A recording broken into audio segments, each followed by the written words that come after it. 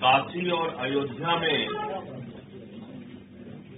जो मंदिरों को तोड़ने की कार्रवाई हो रही है, उसके खिलाफ प्रदेश की जनता की आवाज बुलंद करने के लिए 12 जनवरी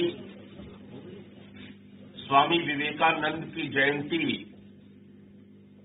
युवा दिवस से लेकर 14 जनवरी तक अयोध्या से काशी तक भाजपा भगाओ भगवान बचाओ यात्रा आम आदमी पार्टी द्वारा आयोजित की जाएगी। इसी प्रकार से काशी के अंदर हमारे पूर्वांचल के प्रदेश अध्यक्ष संजीव सिंह जी यहां पर मौजूद हैं। ये वहां काशी में मंदिर तोड़े जाने के खिलाफ लड़ाई भी लड़ रहे हैं। दूसरे दल के लोग भी इनके साथ हैं।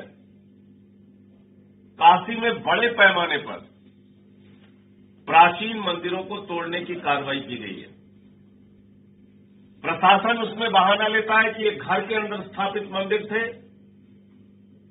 आज उस प्रमाण को हम आपके सामने दिखाना चाहते हैं, जब ये पुरातत्व विभाग में दर्ज मंदिर हैं।